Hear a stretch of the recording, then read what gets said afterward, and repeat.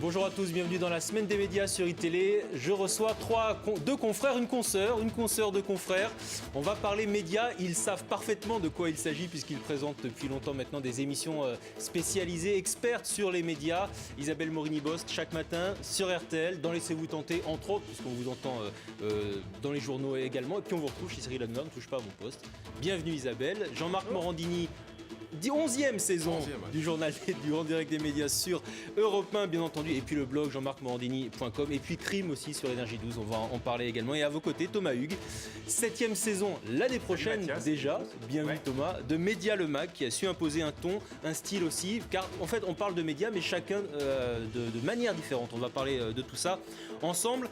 J'aimerais qu'on démarre justement par votre double étiquette, votre double statut. On vous voit beaucoup aussi à la télé, soit pour présenter des émissions. Jean-Marc, en ce moment, c'est Énergie 12, c'est Crime.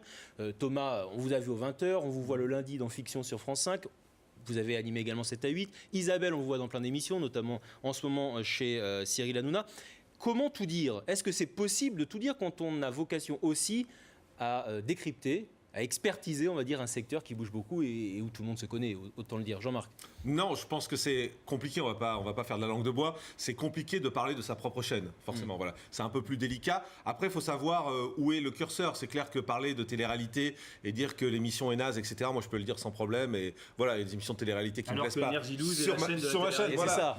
Pour moi, ça vous a jamais mis en porte-à-faux? Quand il y avait Nabila, l'émission de Nabila qui n'a pas marché en plus cette saison. On l'a dit sans aucun problème, donc voilà, ça c'est pas compliqué. Après, moi ce qui me gêne le plus, c'est quand, parce que je suis à Énergie 12, j'apprends que des émissions sont en préparation, mais parce que j'y suis. Voilà. Et ça, c'est compliqué tout à coup de dire je vais faire une exclue sur le blog en disant oui, il y a telle émission qui se prépare. Donc ça, je suis obligé d'en parler à la direction parce que je ne le sais pas par un réseau, mais je sais parce que je travaille là-bas. C'est la seule limite. Et j'imagine que c'est pareil quand certains confrères, pourquoi pas de votre station sur RTL, par exemple, Isabelle, vous êtes au courant parce que vous passez la main à Julien Courbet qui est dans l'émission d'après, vous êtes au courant de ses projets, vous ne pouvez pas le dire. Cela dit, pas tout de suite en tout cas. On peut pas le dire tout de suite. Et cela dit, des fois, il y a le contraire. C'est le cordonnier le plus mal chaussé. Ah oui. C'est-à-dire qu'il arrive qu'on découvre à l'extérieur des choses qui concernent sa propre maison, que ce soit ici ou dans la presse écrite. Mais il y a une chose qu'on ne peut pas tout dire aussi sur le plan humain. Parce qu'il arrive qu'on soit, et plus on les connaît à l'usure dans le milieu, plus on les a à l'usure, plus on connaît des gens, plus on a des liens affectifs avec certains. Il faut bien dire que du coup, ça rend des fois plus compliqué le fait de dire les choses. Moi, je me souviens d'une animatrice qui est actuellement sur TF1, qui avait des soucis d'ordre familiaux avec l'un de ses enfants et qu'on trouvait triste à l'antenne, par exemple. Ben oui, sauf que dire, elle est triste, mais ça s'explique, c'était une façon d'empiéter sur sa vie privée, ce qu'elle aurait très mal accepté. Donc dans ce cas-là, on laisse les gens la débiner un petit peu, alors que ça s'explique très très bien sur le plan psychologique. Thomas Hugues, vous qui avez présenté les informations pendant longtemps, on a beaucoup, de manière cyclique d'ailleurs, on reparle beaucoup des audiences du 20h, dès qu'il y a un nouvel animateur, etc. Est-ce que vous avez un droit de réserve ou pas, alors, par exemple? Est-ce que vous vous imposez un droit de réserve? Au contraire, sur l'analyse de l'info, de l'évolution des JT et de l'audience des JT, j'ai tendance à penser au contraire que mon expérience, elle me sert. C'est vrai que vous en avez régulièrement parlé dans l'émission. Donc je l'utilise énormément. En revanche, moi, quand je suis arrivé à Média le Mag, on m'a dit tu peux parler de tout et de tous. Et c'était presque une condition sine qua non parce que France Télé, c'est 4 chaînes. Donc, si je commence à m'auto-censurer en permanence sur France Télé, je fais plus d'émissions.